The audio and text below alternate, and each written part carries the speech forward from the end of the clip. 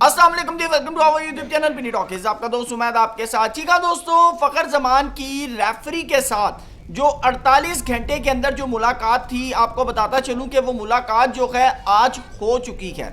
जी हाँ, वो मुलाकात जो है वो हो चुकी है। फखर जमान ने जो है वो जो उनके ऊपर इल्ज़ाम लगा था बॉल टेम्परिंग का, उनसे उन्होंने इनकार किया है। और जब आप इनकार करते हैं तो फिर आपको रेफरी बुलाता है और फिर आपके साथ जो है 1-on-1 डिस्कशन करता है। रेफरी अपना मुद्दा रखता है और उसके उसके जवाब में आप जो है वो अपना जवाब जमा करवाते हैं। फिर रेफरी और जो पूरी एक ज्यूरी होती है वो उस जवाब के बारे में देखती है कि भाई ये जो जवाब है ये कितने हद तक जो है वो सही है, और उसके बाद जो है वो फिर बाकायदा तौर पर अपना फैसला जो है वो जारी करते हैं। तो क्या अपडेट आ रही है वो आपके सामने रखेंगे। चैनल पे नहीं आए हैं तो इसको सब्सक्राइब जरूर करें, वीडियो पसंद आए तो लाइक भी करें और कमेंट सेक्शन में अपनी कीमती राय से जरूर आगाह कीजिएगा। जी हाँ दोस्तों, लाहौर कलंदर वर्सेस कराची किंग मैच के दौरान खास तौर पर जब 20वां ओवर यानी कि आखिरी ओवर शुरू होता है तो अंपायर जो है उसको लगता है कि बॉल के साथ जो है वो कुछ छेड़छाड़ की जाती है। और मजे की बात है, जब ये वीडियो सामने आती है तो उस वक्त हारिस रऊफ, शाहीन अफरीदी और फखर जमान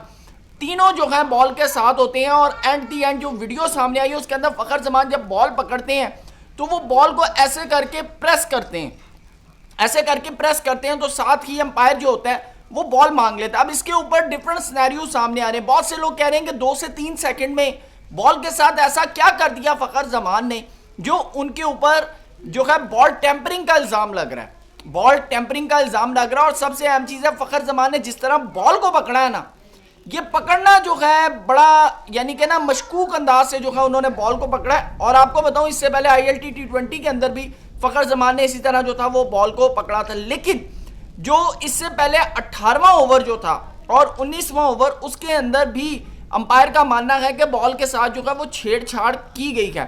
तो अंपायर ने उस वक्त मैच के बाद फखर जमान को बुलाया रेफरी ने, और उन्होंने कहा कि भाई ये जो बॉल है ना ये टेम्पर्ड की गई है, तो आप इस इल्ज़ाम को मानते हैं? फखर जमान ने कहा जी मैं नहीं मानता। और इसमें अमूमन ये होता है कि अगर आप मान लेना अपनी गलती, आपने शायद देखा होगा वो एशिया कप के अंदर जिसके अंदर सूर्या कुमार यादव ने प्रेस कॉन्फ्रेंस की थी, साहबजादा फरहान ने ऐसे करके किया था, हारिस रऊफ ने ऐसे करके इशारे किए थे, वहां पर भी ये इशू हुआ था। तो वहां पर क्या हुआ, जब उनको बुलाया तो उन्होंने कहा जी हमने किया। लेकिन बात यह है कि साहबजादा फरहान ने कहा था जी मैंने तो हमारी पठानों में रवायत है जिसकी वजह से किया। तो आपके सामने की बात है, उनके ऊपर जो था वो नेगेटिव पॉइंट मिले। उसके बाद पे सूर्या कुमार यादव को भी इसी तरह जो था नेगेटिव पॉइंट मिले, हारिस रऊफ को मिले। तो ये सारी चीज़ें जो थी वो सामने थी। लेकिन फखर जमान ने आगे से कहा कि भाई ये मेरी गलती नहीं है। उन्होंने अपने ऊपर लगने वाले इल्ज़ाम को मानने से इनकार कर दिया। जब आप अपने ऊपर इल्ज़ाम मानने से इनकार करते हैं ना, तो फिर आपको रेफरी जो होता है वो 1-on-1 बुलाता है। वो कहता है ठीक है जी, फिर आप ऐसा करें, अपना जवाब जमा करवाएं क्योंकि हमें लगता है कि आपने बॉल टेम्परिंग की है। अब अगर फखर जमान उस वक्त मान लेते कि जी हाँ जी मैंने बॉल टेम्परिंग किया, तो क्या होता है, ज्यादा से ज्यादा एक मैच जो था वो उनके ऊपर पाबंदी लगती, यानी कि एक मैच के लिए वो बैन होते। लेकिन अब क्या है, अब जब फखर जमान ने अपना जवाब जमा करवाया है तो उस जवाब के मुताबिक ये लग रहा है कि हो सकता है कि फखर जमान पर 2 से 3 मैचेस की पाबंदी लगे, 2 से 3 मैचेस की। क्योंकि आपको बताऊं, मैच खत्म होने के बाद जब शाहीन अफरीदी से पूछा गया कि बताएं ये जो बॉल टेम्पर्ड हुई है, तो शाहीन अफरीदी ने कहा जी मैंने तो कोई वीडियो अभी तक नहीं देखी, तो लिहाजा मैं इसके ऊपर जो है वो बात नहीं कर सकता। फिर उसके बाद जब सिकंदर रजा से ये सवाल किया कि उन्होंने कहा जी मैं तो बाउंड्री पर था, मैं तो वहां मौजूद ही नहीं था। बाकी है कि हम इसकी जो है तफसीलात देखेंगे, हम इसके ऊपर देखेंगे कि क्या अपडेट है, फिर उसके बाद ही हम कोई जवाब दे सकते हैं। कबल इस वक्त जो है हम ये बात नहीं कर सकते। अब दोस्तों इसके अंदर ना 2 सिनेरियो है, या तो बॉल को टेम्पर्ड किया जाता है फेयर अनफेयर तरीके से। जो भी टीम होती है, कराची किंग हो, लाहौर कलंदर हो, इंटरनेशनल मैचेस हो, लीग मैचेस हो, जो भी हो, कोशिश सब करते हैं, कोशिश सब करते हैं। बाज़ औक़ात आपने शायद देखा होगा T20 वर्ल्ड कप 2024 में इंज़मामुल हक ने कहा था कि ये मैं इल्ज़ाम नहीं लगा रहा कि इंडिया के पास ऐसी कौन सी चीज़ है कि उनकी बॉल 13वें-14वें ओवर से जो है वो रिवर्स स्विंग स्टार्ट कर देती है। 13वें-14वें ओवर से रिवर्स स्विंग जो है स्टार्ट कर दी। इसके ऊपर रोहित शर्मा ने कहा था कि भाई वेदर देखें और पिच देखें, ड्राई हार्ड है, जिसकी वजह से जो है वो बॉल जो है वो रिवर्स होती है। ठीक है, अब मुझे एक बात बताएं, क्या ये वेदर, ये पिच हार्ड सिर्फ इंडिया के लिए थी? सवाल है ना। पाकिस्तान तो मास्टर माने जाते हैं रिवर्स स्विंग के, बॉल को रिवर्स स्विंग करने के लिए, क्योंकि ये रिवर्स स्विंग डिलीवरी पाकिस्तानियों की इजाद है। तो पाकिस्तानियों से नहीं हुई, इंडियन से हो गई। तो अब आप यहां पर देखें, मैं इल्जाम नहीं लगा रहा, लेकिन फिर अनफेयर तरीके से कोशिश सब करते हैं। जो माहिर होते हैं वो पकड़े नहीं जाते, जो अनाड़ी होते हैं ना वो पकड़े जाते हैं। अब आप ये सोच रहे होंगे कि क्या फखर जमान ने ये किया।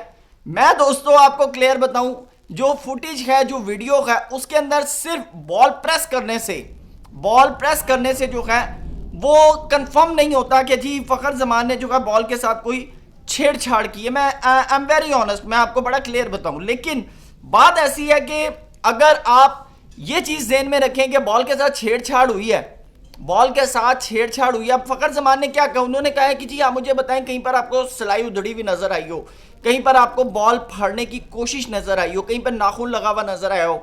आपको जब ऐसा कोई नजर नहीं है तो आप कैसे मेरे ऊपर बॉल टेम्परिंग का एविडेंस लगा सकते हैं। ये फखर जमान का जवाब है। अब इसके ऊपर आगे से रेफरी जो है उन्होंने डिसीजन करना है। और मैं आपको बताऊं कि जो रेफरी हैं उन्होंने, उनका नाम भी जो है वो बाकायदा तौर पर सामने आया। उन्होंने तो भाई क्लियर कैटेगोरिकली कहा है कि आप जो रेफरी जो है रोशन महानामा है, उन्होंने जो है इसकी डिसिप्लिनरी एक्ट की जो है वो समाप्त की है। और उन्होंने तो फखर जमान को कहा कि जी आपने टेम्परिंग की है। अब इसके अंदर बहुत सी चीज़ें हैं कि फ़खर ज़मान की दोस्ती यारी में तो नहीं मार, क्योंकि कहा यह जाता है कि वो यारों के यार हैं, अब ये भी हो सकता है किया किसी और ने हो। तो वो ball at the end Fakhar Zaman के पास जब आई है तो वो कैमरे की नज़र में आई है। तो लिहाजा अभी तक जो है कोई नाम सामने नहीं आ रहा। लेकिन ये मैं आपको बता दूं कि पहले फ़खर ज़मान के ऊपर शायद एक मैच की पाबंदी लग सकती थी, अब मोस्ट प्रोबेबली हो सकता है कि 2 से 3 मैचेस की पाबंदी के ऊपर गौर किया जाए, या हो सकता है कि एक मैच की जो है, क्योंकि क्लू नहीं है। फखर बॉल दबाना जो है it's not a ball tampering, लेकिन बॉल के साथ अगर छेड़छाड़ हुई है तो बात यह है कि अब एट द एंड वही एक कहावत है कि जो फखर जमान अब सामने आ गए हैं, तो अब वो सामने आए हैं तो किसी ना किसी को तो जो है इस इल्ज़ाम को लेना पड़ेगा। तो अब देखना है कि जो रेफरी हैं रोशन महानामा ये अब क्या डिसीजन करते हैं। बहरहाल वीडियो पसंद आए तो लाइक कीजिएगा, कमेंट सेक्शन में अपनी राय से ज़रूर आगाह कीजिएगा। थैंक यू सो मच, अल्लाह हाफिज़।